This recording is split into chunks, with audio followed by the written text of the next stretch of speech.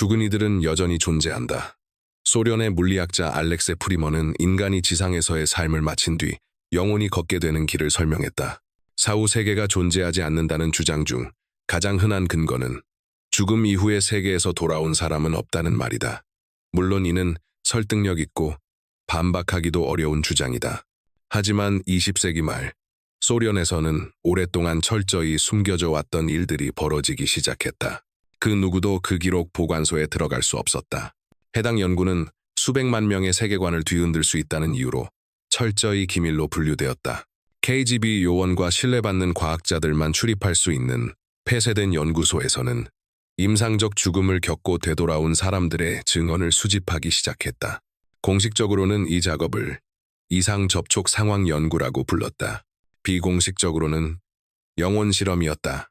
알렉세 프리먼은 이 연구센터의 책임자였고 그는 그곳에서 당시 세상에 공개되었다면 생명과 죽음에 대한 통념을 완전히 뒤집어 놓았을지도 모를 이야기들을 들었다. 이 사람들은 두 세계의 경계에 섰다가 돌아와 그 경험을 말해준 이들이다. 프리머 박사는 이렇게 말했다. 그는 이러한 체험자들의 증언이 우리가 존재하는 곳이 단지 물질 세계만이 아니라는 것을 보여주는 가장 중요한 증거라고 믿었다. 그는 많은 사람들이 마치 육체의 제한에서 벗어난 듯 믿기 힘들 만큼 가볍고 평온한 감각을 느꼈다고 기록했다. 하지만 모두가 그랬던 것은 아니다. 어떤 이들은 훨씬 더 어둡고 더 두려운 경험과 마주했다고 한다. 그리고 이제 스스로에게 물어보라. 만약 당신이 그런 상태에 놓인다면 무엇을 보게 될까? 빛인가? 아니면 어둠인가? 1990년대에 들어서 알렉세 프리먼은 공식적으로 이상접촉 상황연구센터의 소장을 맡았다. 그러나 비공식적으로 그곳에서는 이후 42번 사례, 즉 극비 KGB 문서로 불리게 된 자료들이 계속 축적되고 있었다. 죽음을 경험했던 사람들은 놀라울 정도로 비슷한 장면을 이야기했다. 긴 터널, 그 끝에 빛, 먼저 세상을 떠난 가족들과의 만남. 그러나 그 중에는 말하기조차 두려운 공포에 가까운 비전들도 존재했다. 최신 장비와 최면 기법을 활용해 프리먼은 죽음이 우리가 일상적으로 생각하듯 단순히 육체만의 문제가 아니라 인간의 영적인 존재의 일부와도 관련되어 있음을 보여주고자 했다. 그는 육체가 죽는 순간 인간에게서 생체 에너지 이중체가 분리되는데 우리가 흔히 유령이라고 부르는 현상이 바로 이것이라고 주장했다. 그렇다면 다음에는 무엇이 일어날까? 프리머에 따르면 이 분리가 일어날 때 마치 우주복을 벗듯 빛으로 된 아스트랄체가 생체 에너지 이중체로부터 분리된다고 한다. 이 아스트랄체는 타원형을 띠며 지구 대기를 벗어나 떠오른다. 즉, 영혼은 물리적 껍데기를 뒤로 남겨두고 우리의 지각 한계를 넘어서는 또 다른 세계로 여행을 떠난다는 것이다. 프리먼은 생체 에너지 이중체의 운명도 설명했다. 이 에너지 구조는 살아있는 동안 영혼에게 일종의 우주복 역할을 한다. 그러나 죽음 이후에는 그 기능을 잃고 그 안에 남아있던 미세한 의식의 흔적도 점차 사라진다. 결국 그 이중체는 빛의 입자처럼 흩어져 사라지고 영혼은 더 멀리 나아간다는 것이다. 프리먼은 이 과정이 즉시 일어나는 것이 아니라고 강조했다. 육체가 소멸하더라도 영혼은 계속 존재하며 인간의 감각으로는 포착할 수 없는 방향으로 이동을 계속한다는 것이다. 이를 설명하기 위해 그는 오래된 상징적 예시들을 들었다. 예를 들어 0년 이상 된 고대 이집트의 한 그림은 인간의 몸에서 빠져나와 다른 세계로 실려가는 영혼을 묘사하고 있다. 그 그림 속에서 예술가는 죽음의 새를 그렸는데 이 새가 영혼을 데려가 지상 법칙이 적용되지 않는 장소로 운반하는 모습을 표현했다. 프리먼은 또 한 가지 충격적인 자료를 공개했다. 그가 말하길 그의 동료들이 1992년에 촬영한 한 장의 사진은 실제로 영혼 자체를 포착하는 데 성공했다고 한다. 어떤 이들에게는 그것이 조작으로 보였고 다른 이들에게는 명백한 증거였다. 죽은 자가 대답할 수 없는 질문들에 대한 답처럼 말이다. 프리먼은 자신의 저서 하나의 비밀에서 또 다른 비밀로에서 임상적 죽음을 경험한 사람들의 이야기를 다루었다. 그는 이들이 죽음의 순간에 무엇을 보았는지 그리고 왜 다시 몸으로 돌아오게 되는지를 상세히 기록했다. 이 경험은 프리머가 삶과 죽음, 그리고 우리의 세계 너머에 무엇이 있는지에 대해 사유하게 된 토대가 되었다. 하지만 프리머가 이야기한 모든 내용이 공개 자료로 남은 것은 아니었다.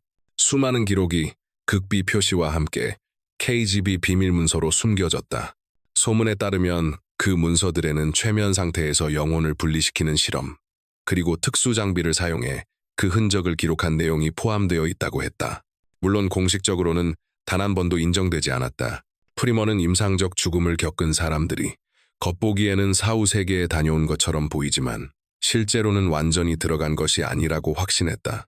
그들은 단지 입구만 보았을 뿐이라고 그는 강조했다. 그는 이렇게 말했다. 저승의 강가에 서 있지만 물속으로 들어갈 용기가 없는 상태와도 같다. 그 누구도 경계를 완전히 넘은 적은 없었다. 그의 책에는 한 가지 강렬한 사례가 나온다. 어떤 의사는 자신의 정원에서 죽은 어머니의 영혼을 만났다. 그녀는 죽은 것은 몸뿐이며 자신은 오히려 전보다 더 살아있다고 느낀다고 말했다. 아들은 충격에 휩싸여 그녀에게 물었다. 그렇다면 죽은 뒤에는 어떻게 사는 건가요? 그때 돌아온 대답은 예상치 못했고 동시에 소름 끼칠 만큼 두려웠다. 죽은 자는 그런 질문에 답하는 것이 금지되어 있다. 이 말은 마치 다른 세계에서 온 암호처럼 들렸다.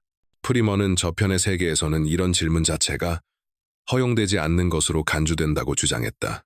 임사 체험을 한 사람도 살아있는 사람도 그곳의 입구까지는 보지만 그 너머는 결코 알 수 없다는 것이다.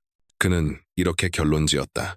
모든 인간은 특정한 삶의 계획을 가지고 태어나며 그 임무를 완수하는 데 필요한 만큼만 지상에서 산다. 만약 그 사명이 완수되지 않으면 영혼은 다시 돌아온다. 때로는 비극이 일어났던 바로 그 근처에서 태어난 아기의 몸을 통해 돌아오기도 한다. 이를 뒷받침하기 위해 프리머는 인도 학자들의 연구를 인용했다. 그들은 50년에 걸쳐 영혼의 환생 사례를 수집해왔고 그중 절반은 불의의 사고나 조기 사망을 겪은 사람들이었다. 그들은 생전에 끝내지 못한 일을 마무리하기 위해 돌아온다고 했다. 당시 기준으로는 지나치게 대담한 주장처럼 보였지만 바로 그 후 프리머 자신을 뒤흔드는 일이 일어났다. 니콜라이의 이야기. 니콜라이 PSV 베르카는 말 그대로 연옥이라고 부를 수밖에 없는 경험을 했다. 생과 사의 경계에서 그는 자신의 세계관을 영원히 바꿔놓을 상태에 놓이게 되었다. 그는 수년 동안 침묵했다. 조롱이 두려웠고 자신의 기억조차 두려웠다. 그리고 사건이 있은 지 8년이 지나서야 비로소 말을 꺼낼 용기를 냈다. 1978년 여름, 그의 심장은 멈췄다. 어둠 속으로 빠져들기 직전, 그의 머릿속에 남은 마지막 생각은 10대 아들이었다. 아버지 없이 저 아이가 어떻게 살아갈까? 그리고 곧 완전한 무가 찾아왔다. 하지만 그 공백은 오래가지 않았다. 갑자기 니콜라이는 자신이 어둠 속 터널을 날아가고 있다는 사실을 깨달았다. 속도는 매 순간 더 빨라졌고 마치 끝없는 심연 속으로 떨어지는 것 같았다. 그는 두려움과 동시에 말로 할 수 없는 자유를 느꼈다. 그를 올가매던 모든 것이 사라졌다. 너무 빠르게 움직여서 주변이 전혀 보이지 않았다. 그는 이렇게 회상했다. 그러다 갑자기 앞에 빛이 나타났다. 그 빛은 너무 강해 눈을 똑바로 뜰 수 없을 정도였다. 하지만 곧 빛은 부드러워졌고 그는 자신이 어떤 병실 같은 곳에 있음을 깨달았다. 다만 그곳은 우리가 아는 병실과는 달랐다. 부드러운 흰 빛이 벽 전체를 감싸고 있었고 그 빛에서 설명할 수 없는 평온함이 느껴졌다. 그러나 진짜 기이한 일은 그 다음이었다. 니콜라이는 자신이 주변 모든 것을 한꺼번에 보고 있다는 사실을 깨달았다. 벽 너머, 물건 너머까지. 마치 물질 세계가 더는 존재하지 않는 것처럼 보였다. 하지만 그보다 더 충격적인 깨달음이 있었다. 그는 자신을 볼 수 없었다. 자신이 어떤 모습인지조차 알 수 없었다. 그는 끔찍한 공허감이 밀려왔다고 말했다. 그리고 더 무서운 일이 일어났다. 갑자기 니콜라이는 주변 사람들의 생각과 감정, 모든 감정의 파동이 한꺼번에 들려오기 시작했다. 그 모든 것이 한순간에 밀려 들어왔다. 집이 떠오르자 그는 즉시 그곳에 있었다. 그는 집 안으로 들어가 아내를 보았다. 그는 자신이 살아있으며 지금 어떤 일이 벌어지고 있는지 말하려 했지만 아내는 그를 보지 못했다. 어느 순간 아내는 그를 그대로 통과해 지나갔다. 그때 니콜라이는 자신의 현실이 돌이킬 수 없이 변했음을 깨달았다. 그 후 니콜라이는 자신이 개인적인 연옥이라고 부른 체험을 겪게 된다. 그 경험은 너무도 강렬해서 수십 년이 지나도 그 기억만 떠올려도 몸이 떨릴 정도였다. 내가 몸 밖에 있었을 때 니콜라이는 이렇게 회상했다. 내 삶 전체가 눈앞에서 스쳐 지나갔습니다. 어린 시절 아주 처음의 순간부터 내가 살아오면서 했던 모든 일이 보였어요. 하지만 그 장면은 그가 이전에 기억하던 방식과는 전혀 달랐다. 이제 그 모든 순간이 사랑하는 사람들에게 느끼는 죄책감의 색으로 뒤덮여 있었다. 단순한 짜증이 아니었다. 그것은 진짜 고통이었고 깊은 부끄러움이었다. 평소엔 아무렇지 않게 넘겼던 사소한 순간들, 무심코 던진 말, 작은 거짓말, 말하지 않고 넘겼던 것들, 무관심했던 태도, 이 모든 것이 견딜 수 없는 무게로 되돌아왔다. 그는 스스로를 변명하려 했다. 그 정도는 누구나 하지 않나라고. 하지만 소용없었다. 자신과 마주한 순간 영혼을 속일 수는 없었다. 명예롭지 못했던 행동, 남을 상처 준 말과 행동, 작은 이기심의 순간들까지 그 모든 것이 영상이 아니라 감각으로 되돌아왔다. 그는 타인의 고통을 마치 자신의 고통처럼 직접 느꼈다. 그것은 영화도 아니었고 단순한 기억도 아니었다. 그곳에서는 모든 것이 현실이었다. 타인의 고통이 몰아치는 그 물결은 점점 견딜 수 없는 것이 되었다. 그리고 어느 순간 니콜라이는 깨달았다. 이곳이 지옥이구나. 하지만 그것은 종교가 말하는 외부의 지옥이 아니라 스스로 만들어낸 내면의 지옥이었다. 그 순간 보이지 않는 힘이 그를 휩쓸어 갔다. 강력한 허리케인에 휘말린 것 같았다. 니콜라이는 말했다. 나는 다시 어두운 터널 속으로 던져졌다. 그는 빠르게 날아갔다. 그러나 곧 속도가 느려지기 시작했다. 그는 따뜻하고 다가오라고 손짓하는 듯한 빛을 보았다. 그러나 그 빛은 점점 멀어졌고 결국 사라져버렸다. 빛이 사라지자 남은 것은 상실감, 슬픔, 공허함 뿐이었다. 그리고 충격이 찾아왔다. 그는 몸속으로 끌려 들어갔다. 돌아오는 과정은 악몽 같았다. 몸은 축축하고 차갑고 낯설었다. 그건 더 이상 나가 아니었다. 니콜라이는 이렇게 말했다. 내 몸을 역겨워했어요. 마치 낡고 부서진 옷을 다시 입은 기분이었습니다. 그 대비는 충격적이었다. 저쪽은 자유, 평온, 빛이 있었지만 이곳은 무거움, 고통, 냉기뿐이었다. 그리고 그 순간 그는 이해했다. 우리가 이 땅에서 어떻게 사는지가 죽음 이후 우리를 기다리는 세계를 직접 결정한다. 연옥은 외부에서 내려지는 벌이 아니라 자기 자신을 비추는 거울이었다. 니콜라이의 이 고백은 그의 가족만이 아니라 그 이야기를 들은 모든 사람을 뒤흔들었다. 니콜라이에게 사복을 입은 남자들이 찾아왔다는 소문이 퍼지기 시작했다. 이웃들은 흔적도 없는 검은 승용차가 그의 집 근처에 자주 멈춰서는 것을 목격했다. 밤이 되면 정체를 알 수 없는 남자들이 그의 집을 방문했고 그들이 떠난 뒤에는 니콜라이가 오랫동안 말없이 앉아있곤 했다. 마치 보이지 않는 위협의 무게에 짓눌린 사람처럼. 소련 당국은 이러한 현상을 공식적으로는 전면 부정했다. 종교적 미신이라며 일축했다. 그러나 마쿠에서는 전혀 다른 일이 벌어지고 있었다. 비밀기관은 그런 사례를 하나도 빠짐없이 면밀히 조사했다. 니콜라이의 사건을 알고 있는 기록 보관소 관계자들은 그의 이야기가 실제로 KGB 문서에 포함되었다고 주장했다. 그곳에서 그의 경험은 신비주의가 아니라 국가가 활용할 수 있는 심리 생체 현상의 가능성으로 분류되었다. 비공개 프로토콜에는 다음과 같은 질문들이 있었다.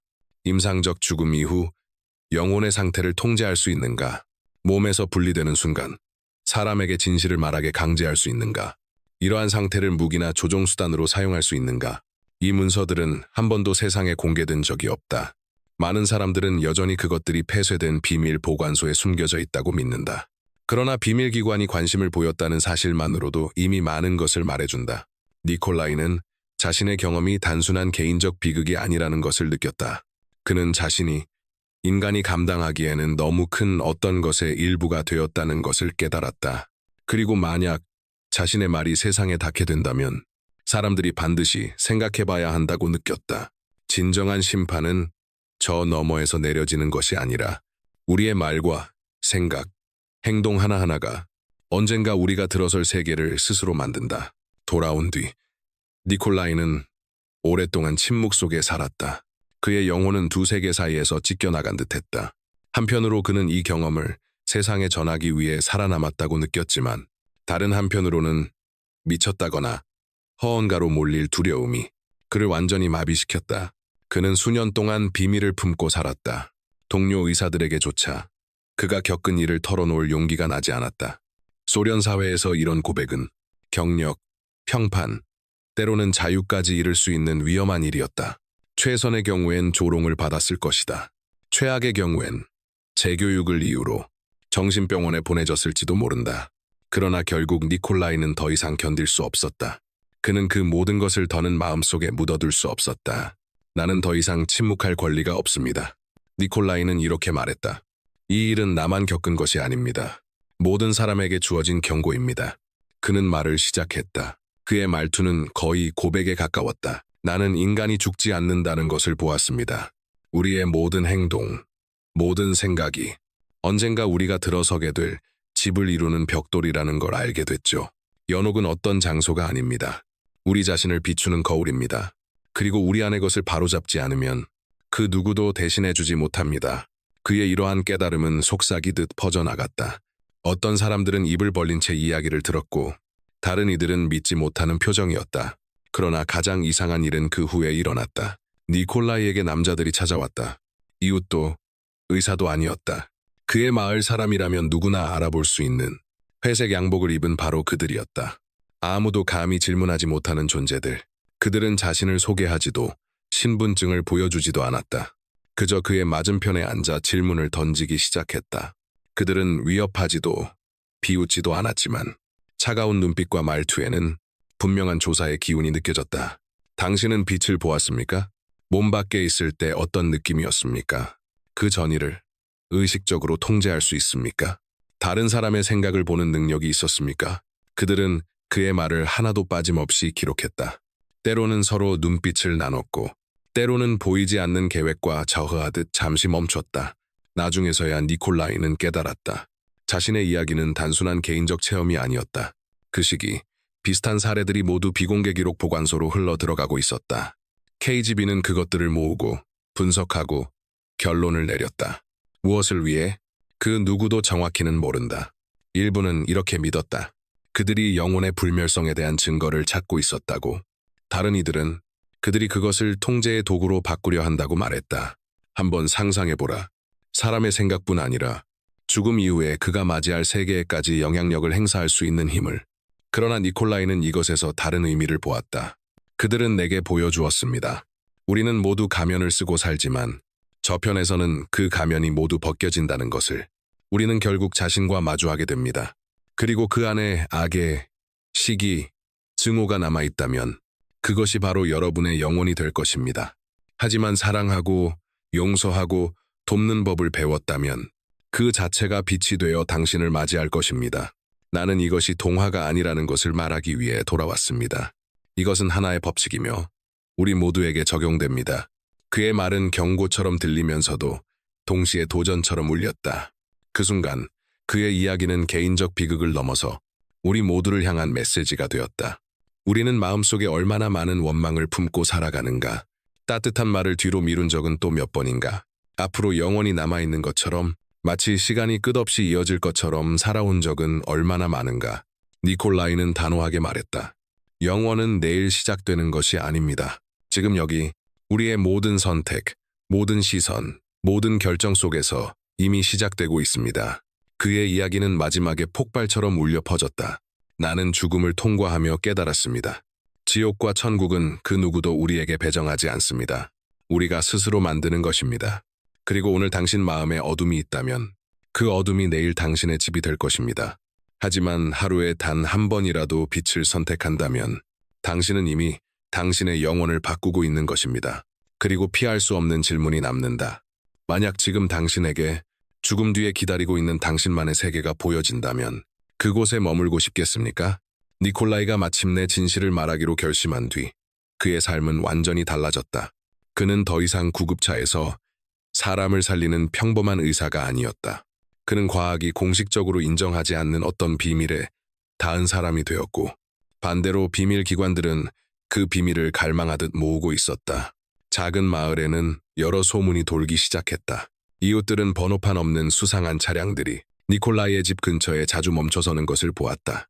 회색 양복의 남자들이 드나들었고 매번 그들을 만난 뒤 니콜라이는 병을 앓은 사람처럼 창백한 얼굴로 돌아왔다.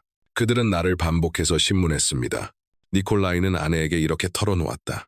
그들은 모든 것이 필요했어요. 작은 느낌 하나까지. 내가 본 것, 들은 것, 심지어 내가 스스로 생각하기조차 두려워했던 것까지. 니콜라이는 늘 스스로에게 물었다. 그들은 왜 이걸 원하는 걸까? 그러나 그들은 떠날 때마다 차가운 침묵만을 남겼다. 나중에 1990년대가 되어서야 전직 기록 보관 직원들이 폭로했다. KGB의 비밀 폴더 안에는 정말로 특별 중요 표시가 붙은 자료들이 존재했다고. 임상적 죽음을 겪고 살아 돌아온 사람들의 이야기는 수십 건에 달했다. 그들의 신문 기록, 조사 프로토콜, 비전 묘사까지 모든 것이 군사 보고서를 다루듯 철저하게 분석되었다. 어떤 이들은 그 목적이 영생의 심리 기술을 만드는 데 있다고 주장했다. 또 다른 사람들은 이렇게 속삭였다.